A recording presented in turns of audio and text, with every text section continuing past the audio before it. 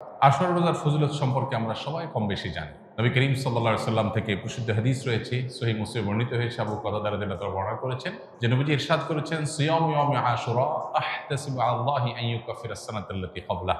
আশুরা রোজার ব্যাপারে আল্লাহর প্রতি আমার ধারণা হলো যে এর মাধ্যমে ১ বছর পূর্বের গুনাহ আল্লাহ তাআলা মাফ করে দিবেন।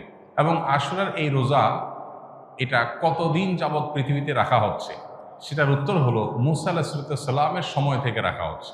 তার মানে কয়েক হাজার বছর ধরে এই আশুরার রোজা পৃথিবীতে রাখা হয়, এমন একটা ইবাদত যেটার ধারাবাহিকতা হাজার হাজার বছর। তো এই আশুরার রোজা রাখার গুরুত্ব অপরিসীম। সাহাবায়ে কেরাম নিজেরা তো রাখতেন, নিজেদের বাচ্চাদেরকে পর্যন্ত এই রোজা রাখতে উদ্বুদ্ধ করতেন যারা রোজা রাখার মতো তাদেরকে, এবং সেই সাথে তাদেরকে খেলনা ইত্যাদি দিয়ে ভুলিয়ে রাখতেন। এটা ছিল নবী সাল্লাল্লাহু আলাইহি সাল্লামের সাহাবায়ে কেরামের সুন্নাহ। সেজন্য আশুরা রোজা আমরা রাখার চেষ্টা করবো ইনশাআল্লাহ। এই বছর আশুরা রোজা আমরা কখন রাখবো সেটার উত্তর হলো, আজ বাংলাদেশে এবং এ অঞ্চলে যেহেতু একদিন পরে চাঁদ দেখা যায় মিডল ইস্টের তুলনায়, সো আমাদের এখানে আজ ৮ই মুহররম। ৮ই মুহররম যেহেতু আজকে সন্ধ্যার পর অর্থাৎ শুক্রবার সন্ধ্যার পরে ৯ই মুহররম শুরু হয়ে যাবে। আর আশুরা রোজার মধ্যে সবচেয়ে উত্তম হলো ৯ এবং ১০ই মুহররম রোজা রাখা। ১০ মুহররম আশুরার দিন, আশুরা মানেই হলো মুহররমের ১০ তারিখ বা ১০ম দিন, অতএব সেটা তো আছেই। সেটা আগামী রোববার মুহররমের ১০ তারিখ হবে। শনিবার দিবাগত রাতে সারিকে আমরা মূল রোজা আশুরা রোজাটা রাখবো ইনশাআল্লাহ। আর সাথে ৯ তারিখকে প্লাস করে রোজা রাখলে সেক্ষেত্রে আজকে দিবাগত রাতে আমাদেরকে সারি খেয়ে আগামীকালকে শনিবার রোজা রাখতে হবে, অর্থাৎ ৯ এবং ১০। তাহলে শুক্রবার দিবাগত রাত, আজ শুক্রবার দিবাগত রাতে আমরা সারি খেয়ে কালকে রোজা রাখবো ইনশাআল্লাহ। আবার আগামীকাল দিবাগত রাতে সারি খেয়ে তারপরের দিন রোজা রাখবো। তাতে ৯ জিলহজ এবং ১০ জিলহজ দুইটা রোজাই আদায় হয়ে যাবে ইনশাআল্লাহ। কারণ যদি কালকে রোজা রাখা সম্ভব না হয় তাহলে তিনি শনিবার দিবাগত রাতে খেয়ে রবিবার রোজা রাখবেন, সেটা হবে আশুরার মূল রোজা। আর রবিবার দিবাগত রাতে সারি খেয়ে সোমবার তিনি রোজা রাখবেন, তাতে হবে আপনার ১১ই জিলহজের রোজা। আর সোমবার তো সাপ্তাহিক নফল রোজা আছেই, সেক্ষেত্রে আমরা টানা ৩টা রাখতে পারি। শুক্রবার দিবাগত রাত, শনিবার দিবাগত রাত, এই দুইটা আশুরা। আর রবিবার দিবাগত রাত হলো কিসের? সোমবারের সাপ্তাহিক নফল রোজা। তাহলে টানা ৩টা রোজা হয়ে গেল। আর যদি কেউ একের ভিতর ২ চান, মানে শর্টকাটে, তাহলে সেক্ষেত্রে শনি আর রবি রাখলে রোববারেরটা ডাবল নিয়ত করতে পারেন। ১১ই মুহররম হিসাবে রোজা, আবার সোমবারের রোজা, দুইটা সবই একসাথে পাওয়া যাবে। আর যদি কেউ ৩টা রাখেন তাহলে তার সব বেশি, এটা বলার অপেক্ষা রাখে না। অতএব আশুরা রোজাগুলো আমরা রাখার চেষ্টা করবো ইনশাআল্লাহ। এদিন আল্লাহ রাব্বুল আলামিন মুসা আলাইহিস সালামকে বিজয় দিয়েছেন, সত্যের বিজয় দিয়েছেন। আর অসত্য বা ফেরাউন বাহ্যিকভাবে শক্তিশালী মনে হলেও দীর্ঘদিন অহমিকার সুযোগ আল্লাহ তাআলা ছাড় দিয়ে একটা পর্যায়ে তাকে চরম পরিণতি বরণ করতে বাধ্য করেছেন।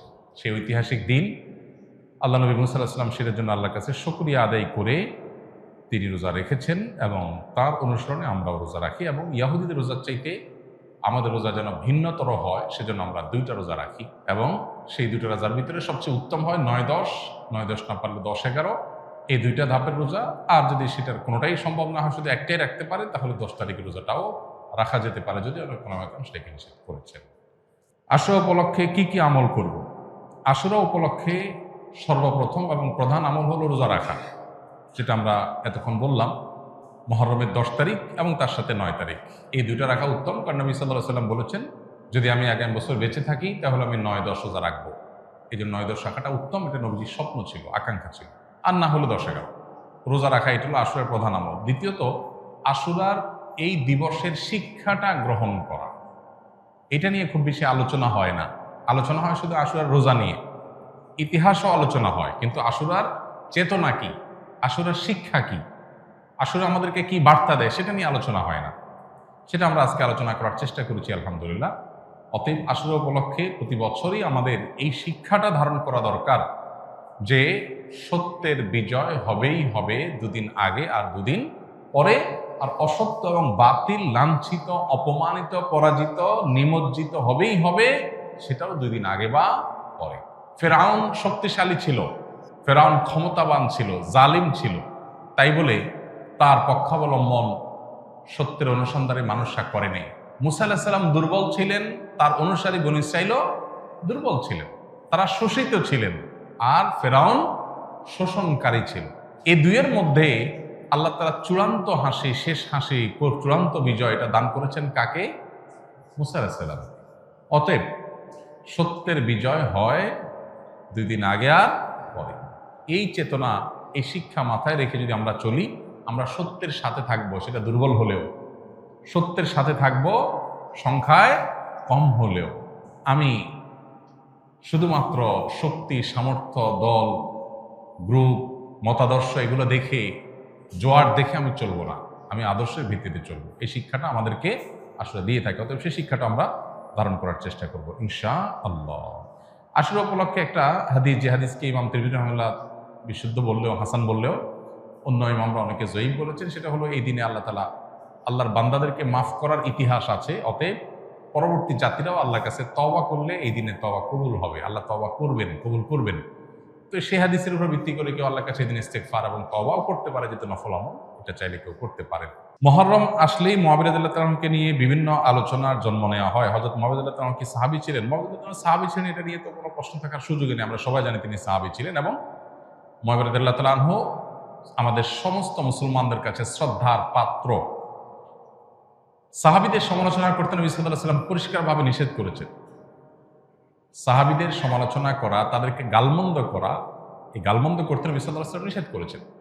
মুআবিয়া রাদিয়াল্লাহু তাআলা আনহু সহ সাহাবা ইকরাম সম্পর্কে আমাদের ধারণা হলো, মানুষ হিসেবে তারা কেউ ভুলের ঊর্ধ্বে নন, তাদের কোনো ব্যক্তিগত ভুল থাকতে পারে। কিন্তু প্রথম কথা হলো, সাহাবীদের ব্যাপারে কোরআন সুন্নাহ যে সমস্ত মর্যাদার কথা বলেছে, সেই সমস্ত মর্যাদাগুলোর কারণে তাদেরকে আল্লাহ যদি মাফ করে দেন, আপনি আমি সমালোচনা করার কে? বদর যুদ্ধে অংশগ্রহণকারী সাহাবীদের সম্পর্কে নবী সাল্লাল্লাহু আলাইহি ওয়াসাল্লাম বলেছেন, সহিহ বুখারীতে আসছে, আমালু মা শি'তুম কাদ গাফারাল্লাহু লাকুম, তোমরা যা খুশি করতে পারো, আল্লাহ তোমাদের মাফ করে দিয়েছেন। কত বড় কথা! অতএব সাহাবীদের গালমন্দ করা, নিন্দামন্দ করা জায়েজ নাই।